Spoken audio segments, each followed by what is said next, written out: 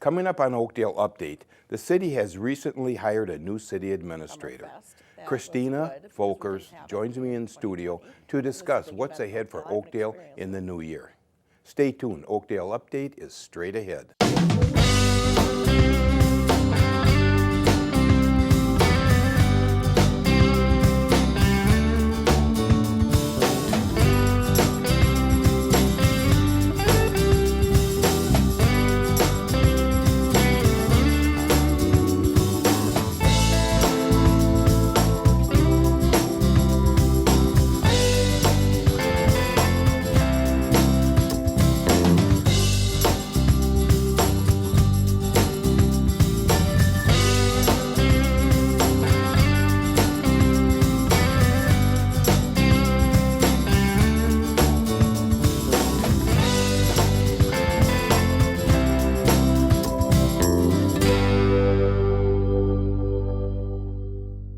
Hello and welcome to Oakdale Update. I'm your host, Frank Orsello.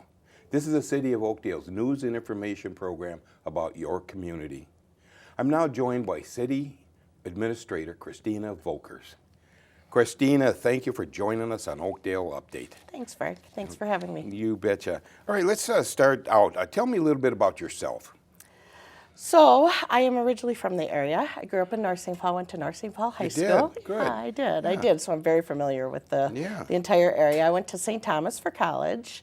I worked at Washington County as a court administrator for many years. Mm-hmm. I was in Hennepin County and Ramsey County before then, so I've been in local government since straight out of college. Mm-hmm. As what? As in the court system. Oh, in the court system. Okay. Yep. Right out of college, started in Ramsey, and then went to Hennepin, and then got promoted to Washington County. Okay. And so I was court administrator there for 9 years. Oh, you were? Yeah. I didn't know that. Yeah, I worked with the judges in Washington County and all the judges in the 10th Judicial District. And then I went out to California. My husband and I packed up our 2 boys, and we went out to sunny Southern California. Good for you. Yeah. So that was in 2009, and we were out there until about, my husband and son just moved back. He just graduated high school out there.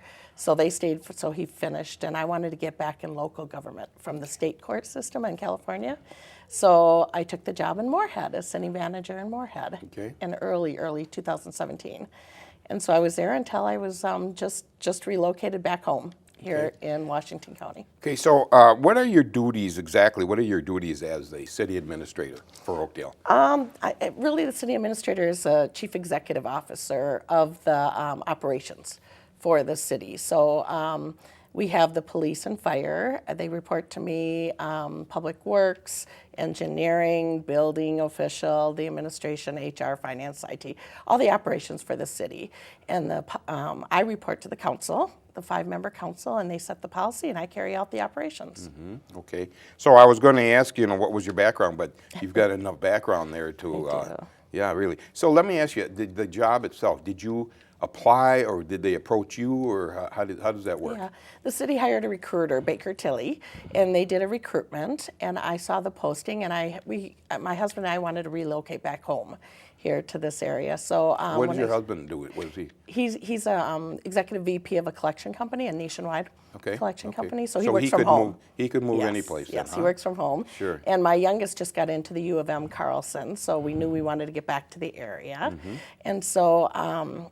I saw the job, and I really did a lot of research on it. There were a lot of job openings, but I wanted to make sure I got the right job, and Washington County is home, and I wanted to come back to Washington County. So I met with the former administrator who was leaving to get a take on kind of what Oakdale was like and what some of the challenges were and some of the opportunities, and then I applied through the recruiter, and there was a whole recruitment process during a pandemic, and then I was offered the job and was appointed. So you worked with Pete Orput over in Washington County? I did. Isn't he just the neatest guy? He is, and Doug Johnson before him, mostly with Doug. Yeah, they were kind of transitioning when I was leaving. Yeah. Okay, so what are some of the challenges you're facing now with the 2021 budget process? I mean, what are the challenges this time around? So the budget, in Oakdale, the budget was pretty centralized in administration, and when I came in right in the middle of the budget process, so that wasn't the easiest thing. During our pandemic, I'm in the middle of the budget process. So some of the challenges were that we were we were lean on staff. You know, Oakdale hasn't grown that much, but we're still pretty lean on staff. Staff work very, very hard. They do their jobs great. They've been there, thank goodness, for a long time. We have a lot of tenured staff, but at some point, they're going to want to retire. Sure. And so that was immediately apparent that was going to be not necessarily a problem, but it's a challenge. You want to keep, you know, your tenured employees who know how to Sure. do the job, and they're Absolutely. great. But that would be a problem at some point. And like I said, they were a little lean as far as support staff and so forth, and all the areas needed some opportunity to grow. There's a big development, Willowbrook, coming on Yep. that is going to significantly impact Oakdale's population. And so it's been a long time since the population has grown in Oakdale, so we need to do some planning for that. So that was one of the challenges. Keeping the tax rate low for the community is another. It's always a challenge for an administrator and a council to make sure you balance the needs and providing the good service with keeping the tax rate low. So that I needed to get to know all of that right in the middle of the budget process. So it was a challenge, but it was fun. We dug in. There's some great support staff, and as I said, they've been there a long time. So I had a lot of good resources, and we worked as a team. We decentralized the budget, moved it back to the departments, so they had more control over their budget. Oh, that's interesting. Yeah. That's a good move. It is, yeah, it is a good move. They know best, you know, how to operate their area. So we started that process. It's a long process, but we started that process. Sure. So. So I want to ask you a question about the survey that was taken Yeah. in Oakdale. Yeah. How that was, it came out well, didn't it? Yes, I mean, it very, did. very, It okay, did. go ahead. Tell us a little bit about that, Yeah, how the that turned out. response rate was great. Yeah. So especially in a community, the response rate was just very, very above what you'd expect. So that was great. There were some themes with it, some suggestions about Summerfest. That was good because we didn't have it in 2020, and it's a big event in Oakdale. I haven't experienced one yet, so I'm looking forward to it in 2021 if the pandemic is under control. We'd like to do some form of Summerfest. We received a lot of good feedback. The citizens said they felt like they were getting the service they needed. They knew who to call. They knew how to get a hold of their elected officials and the operations people in the city and the parks people. And there were a lot of compliments. Parks is something that every citizen uses. Yes. And there were a lot of compliments about the recreation department and how our parks are maintained through public works and so forth. There's a lot of support for our police department. You know, it's trying times for the police in this nation. And there's a lot of support for the police and fire department. So it was a lot of good information for the elected officials and for us as administrators. No, that's good. That's good to hear. But you were mentioning about these retirements now. We lost Bill Schmidt and who else? Jeff Anderson. Jeff fire Anderson's chief, gone. Oh my goodness. Yes, I mean, yes. those guys they've been here for 100 years at least. So. And we have a lot more tenured senior staff. Bill Sullivan, chief Yes. of police, you know, he's Yes. been here a long time. Yes. Brian Bachmeyer, our public Yes. works director, has been here a long time. So if they ever decide to retire, and we hope they don't, but then again, we hope that Yeah. you know they are able to enjoy their life beyond work. We do need to do some planning for succession planning, and we've started that process to some extent, and we'll see what's out there and available. But we hope they stay as long as they want to Yeah. stay. Well, I'm hearing that Sullivan is looking at in Yeah. a year or so. That's what he says. That's what he says. He so. does. He says it depends on some things in the community Yeah. and with the police stuff going on. I'm sure he doesn't have problems necessarily, but okay. So let's go into that. The tentative. Okay, the new fire department, the Yes. full time, Yes. and the police department. Yes. They're going to do some building there. Hopefully. Yeah, Hopefully. How is yes. that going? I mean, did it get Yeah. shot down lately, or? Yeah, so here's what happens. So Oakdale needs some funds, of course. We can't just build. We don't operate that. Local government doesn't operate in the way where you would plan big buildings and tens of millions of dollars. We just don't have that in savings accounts. So our solution, or the city solution, before I came, was to get a local option sales tax approved and Yes. on the ballot for voters to consider for a new police department and a new public works facility. We followed all the rules. The legislature says that you have to get their approval first and then you go to the voters. So Oakdale followed all the rules. I did the same thing in Moorhead. Right before I came to Moorhead, we were doing the exact same thing, applying for the local option sales tax. Both Moorhead and Oakdale applied for it, and then it never got any hearings on one side of the So that you're talking about ours. Yep, It yep. didn't get any Nope, hearings. None of them. all 20 cities who applied Oh. in 2020 legislative session for local option sales tax approval. They received some hearings on the House side. It just didn't go very far. In all fairness, the pandemic kind of took over our world and elections and everything. But we did what we were supposed to do. We followed all the rules. We did get the bill introduced, and it didn't get all the hearings. It didn't get all the way through. So we're going to try again. So this session, Senator Wigger is on it, and he's going to help us through that process. And we know the tax chair, Marquardt, from up north. We know him well, so we're going to try to get that, and we need those buildings. And that's the only way we're going to be able to proceed with the new police department, which we've way outgrown. You know, you go by there and you have these cars sitting out there in the middle of winter. I know I talked to Sullivan about that, and he just said, you know, the computers, they freeze up, and I mean, they have no business being out in the cold. Nope, they don't. And we've got a lot of female officers and not enough female locker rooms and storage, and there's just, we just have outgrown that facility. And then there's Public Works. We've got problems with that building. The air system has some black stuff flowing through it, and it's not good. We need 2 new buildings really badly. Yeah. So would that eventually go up in front of the voters then, correct? Yes, it would. Okay. And do you reckon that'll be in next year, in 2020, we're or this year, hoping 2021? Next general, which will be 2022. Oh, okay. Yeah. So we'll get the legislature to approve it this year. If we would have received approval last year, it would have went on the ballot this year. But it needs to be during a general election, so we'll get that in 2022, hopefully, and hopefully garner some community support for those 2 very needed. Do you anticipate any pushback on that? Well, you know, don't you think that people realize, or, well, you hope they do. Yeah, I hope they do. But, you know, also it's sales tax. So it's anybody visiting and buying in Oakdale. It's not just always on the property tax owners. This is an alternative. So that, I hope, is attractive to them. I think that is probably the biggest selling point. Yes, you know, totally. The fact that people go to Menards, you know, they come from Cottage Grove or wherever. They're the ones that are going to be helping foot the bill on this. So personally, I see no problem in that tax. From your mouth, yes. Hopefully. Well, I'll push for it too. Okay, thanks. Okay, so COVID response. I mean, what all did you have to do? I mean, you must have just had to start from scratch. Were you here before the COVID? No, I started in June. You started right in the middle. Right in the middle of the COVID. Such an interesting time to start a new job. Oh, I'll tell you. It's been a whirlwind. We've done our best. We've done pretty good, actually, I think. The city's been so supportive, the residents and the elected officials, on making sure that we're all safe and doing what we need to do to be safe.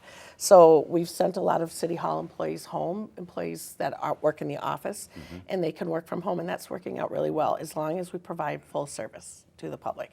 And I haven't received complaints about that. We are doing a really good job of providing the full service. We take phone calls, we respond to emails when City Hall is open. Right now it's closed, December and January, due to the spike in positive cases. But when it's closed, we answer phones and emails and so forth. When we're open, we have at least 1 person, 2 people there trying to social distance, and my priority is for the employees. You always want to have a person there, at least, don't you? Yes, I mean, when we're open, yes. Yeah, when you're open, yes. For sure, so they can provide that service. So I haven't heard any complaints about the service, so that's good. It also is a little hard to get to know the employees and everybody during a pandemic, so that's been a challenge too.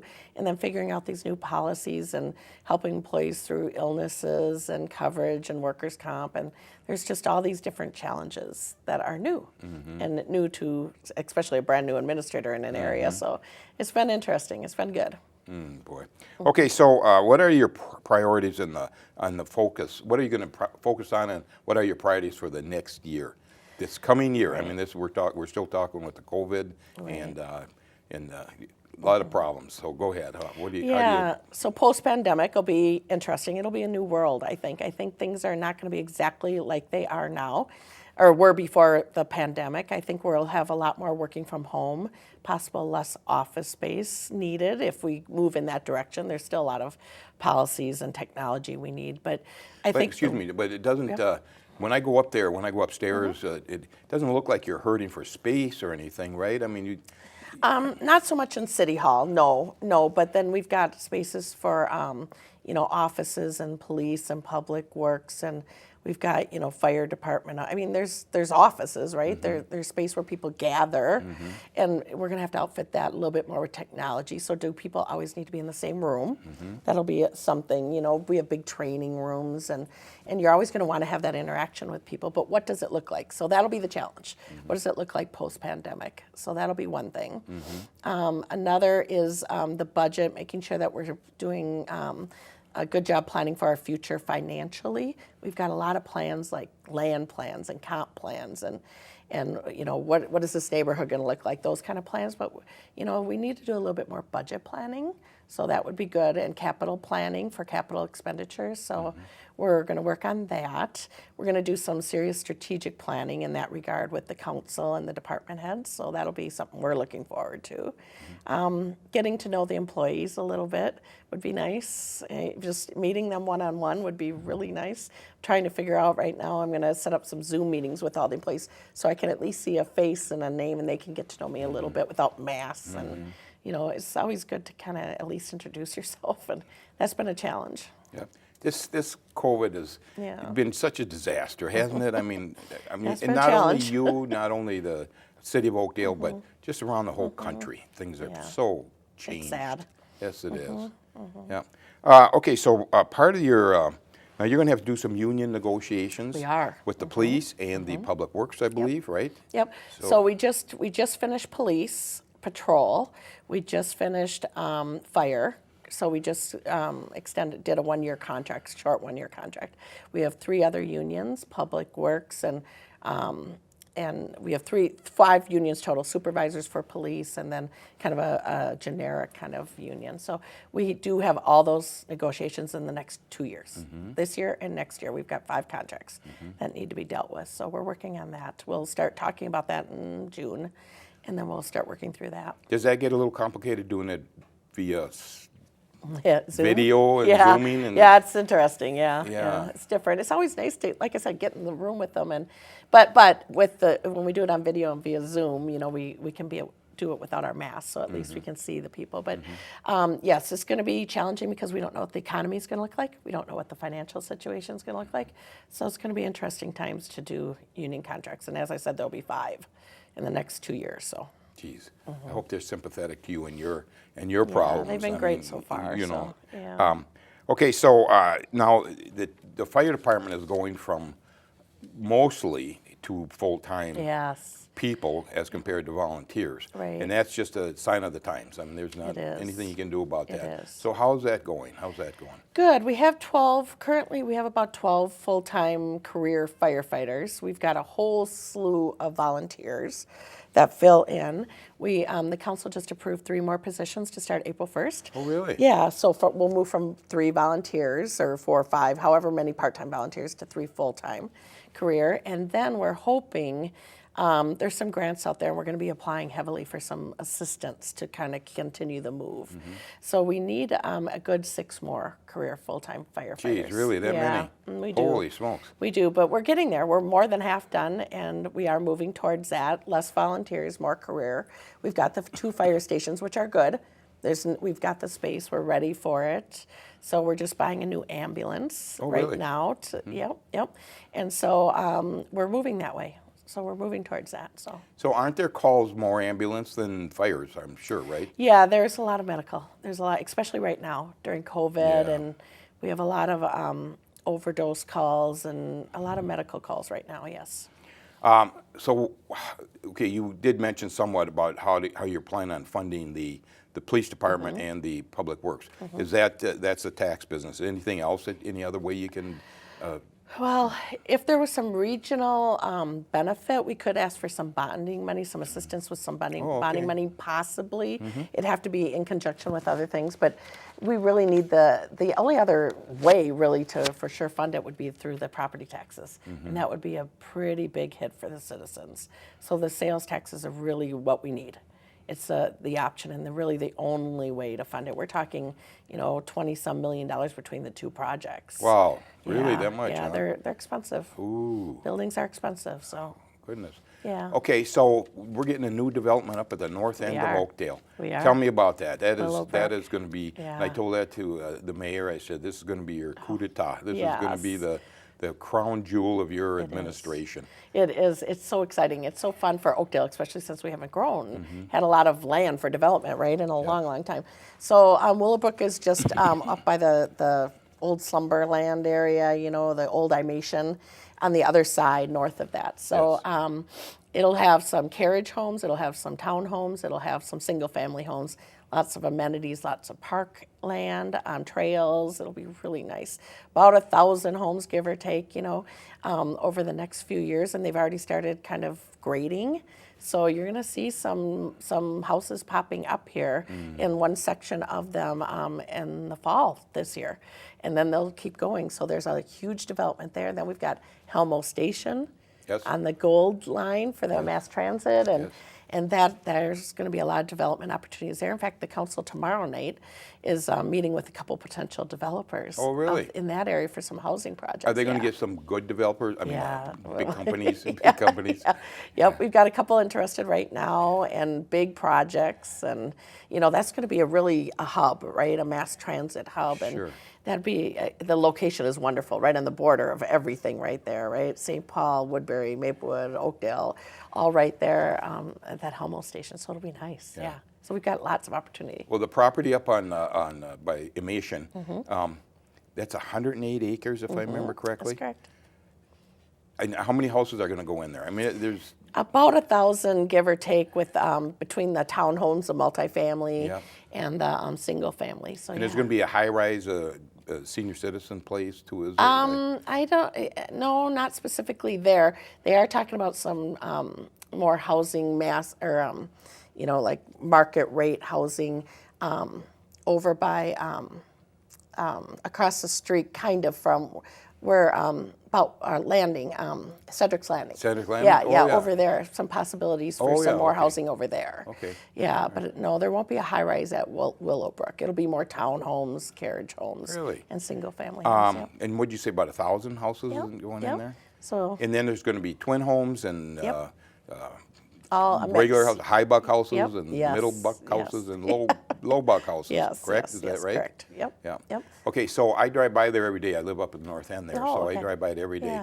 And I see they are still digging and moving dirt because this spring has been the most perfect spring you could ever ask Definitely for that, yes. Oh my goodness, they're so busy and they're moving so much dirt. Okay, that piece of property though, it was an undeveloped, virgin piece of property, and that has got to be just a builder's dream, right? And the city's dream, correct? Yep. We put in new roads. We can do as many parks. We can do as many trails as we can afford. But it is perfect property, perfect location, beautiful area. Yep. Oh, that's going to be such a nice one. Okay, so you're going to have to work with the council for strategic planning for the next coming up. So what do you got going there? So we're going to have a consultant walk us through a really, really comprehensive strategic planning process. So it's going to be team building, strategic planning. It's going to be all of it over very long, like an 18-month process. And what we're going to do is we're going to set we're going to look at our mission, our values, the usual stuff you start with. But then we're really going to concentrate on what does our future look like in Oakdale. This is such opportunity with all this development, right? That things are changing. And so what do we want Oakdale to look like? Everybody wants the taxes to remain reasonable. Right? We all want that. So how can we keep providing the good service, but provide the amenities? There's a lot of parks in Oakdale, but they need upgrades. They need maintenance. There's hockey rinks. They need maintenance. We need to talk about that. We need to do some very long-term planning. How are we going to pay for this so the citizens know they're not feeling it up and down a yo-yo on the property tax, right? We need to do all that planning. We need to really set a vision and a goal. And we need to stick to it. So as council turns over and they come in with new ideas, we need to revisit the strategic plan, but we have to have a plan so we know where we're going. We know what our future looks like. And that's a lot of work, frankly. It's a lot of work, it's a lot of effort, but the council is dedicated and motivated to do that. The department heads, we will do it as a team, and as I said, it'll be a long process, and I expect it'll be wonderful by the time we're done. So you take, so the department heads, they send their needs in, if you will, and then what? And they communicate. They'll be part of the process. We'll have half-day sessions, and they'll verbally explain what they think, what their vision is, what their needs, what their experience shows. Council will in turn say, from policymakers' point of view, here's what we think we need, here's what we want. We'll talk, we'll debate, we'll work it through, we'll make decisions, we'll do it as a team. It'll be a complete team effort, and that's the key to it. So this is about a year's project? At least. I mean, the process? Year's process? Wow, it's interesting. You know, and one other thing is the school systems. Yeah. How they have to figure in, and I'm talking about, I guess, the development up at the north end there. They have to figure in on this too, because they're going to be loaded with new little kiddies, They will, little kiddos, right? which is great. And they've had, their big bond, right, that passed, and now they're doing all this building. So we'll have to engage all our partners, Washington County, the schools, and the other surrounding cities. We're working with Woodbury on the Bielenberg-Helmo new bridge, right, for the Helmo station. And we're always, our priority is always to work with our neighbors, and the more we communicate with them, the better off we all are. Yeah. So. Well, our superintendent of schools is just a wonderful yes, lady. Yes. Christina. That's what I hear. Yes, I've just only a met her wonderful- once. Oh, just a wonderful lady. Yeah. Well, listen, we are out of time, I'm afraid. that Can you flew. imagine? It went so fast. Yeah. But listen, I want to wish you a lot of luck, because you got more problems than I do. I can tell you that. Opportunities. Okay, if that's how you want to. If that's what you want to say. Yes. Sure. But I want to wish you the best of luck, Thank because you. you do have a tough nut to crack here. Yep, it's And fun. it isn't all your fault. I mean, the COVID business just I know. sabotaged everything, didn't it? It did, but we'll get through it, and then we'll be better for it. You have hopefully. to. I mean, what else you going to do, right? Yeah, glad Okay. to be here, though. Thank you. Christine, thank you for coming. Yes, my pleasure. Thank you. Thank you. That's all we have time for in this month's Oakdale Update. For everyone at the City of Oakdale, thanks for watching.